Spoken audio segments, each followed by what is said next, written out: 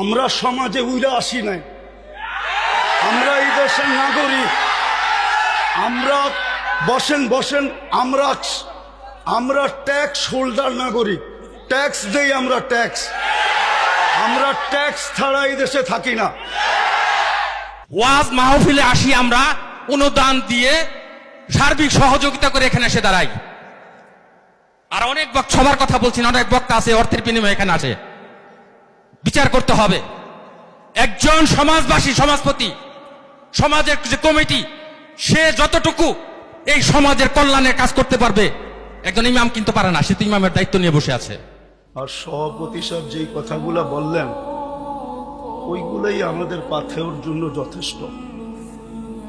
কেননা ওনারা আমাদের দেশের কর্ণধার, ওনাদের কৃপাই আমরা বেঁচে আছি।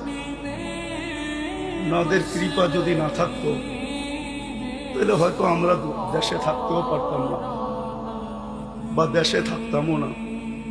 কোথায় থাকতাম আল্লাহই জানে। বিদায় আমি কথা লম্বা করতে চাইতেছি না, আমিও আপনাদের কাছ থেকে বিদায় নিতেছি।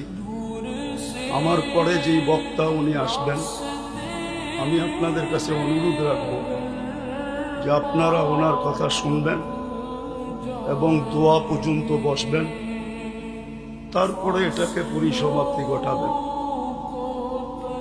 বলে আমি আমার কথা শেষ করলাম। ওমা আলাইনা ইল্লাল বালাগ।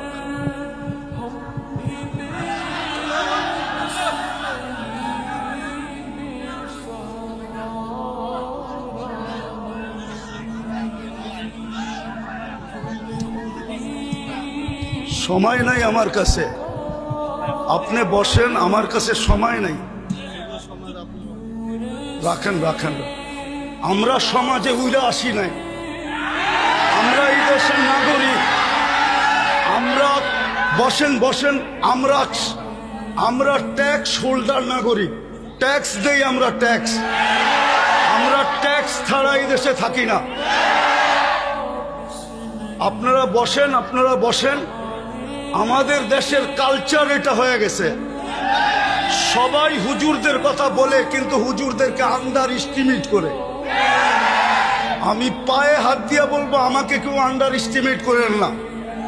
আপনারা আমাকে চিনেন না, আমার পরিচয় জানেন না। বসেন, আপনারা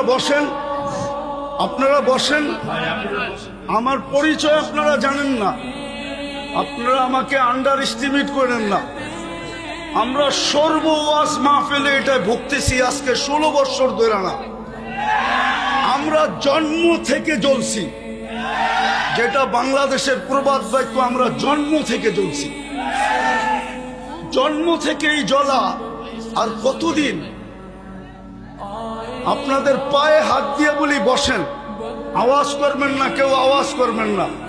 আমাদের সময়ের দাম আছে, আমাদের সময়ের দাম আছে। এরকম যে আমাদের সময়ের দাম নাই বা আমাদের এইটা কইরা খাইতে হবে এরকম কোনো জরুরি না যে আমাদের ওয়াজ করেই খাইতে হবে। আমাদের খাওয়ার অনেক ব্যবস্থা আল্লাহ রেখা দিছে।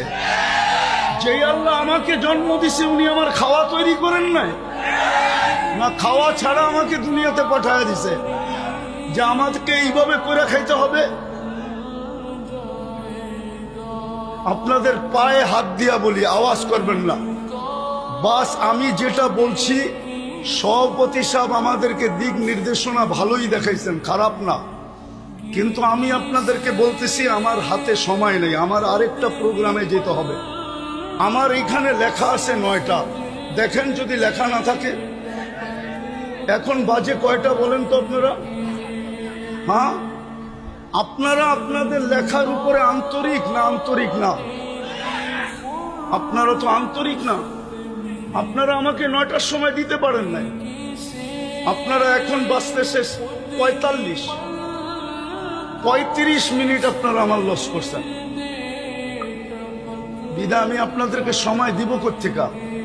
আমার তো ছিল 9টার থেকে আমি 10টা দিব আপনাদেরকে 1 ঘন্টা। আমার মিশনই তো এই যুবকদেরকে নিয়ে খেলা।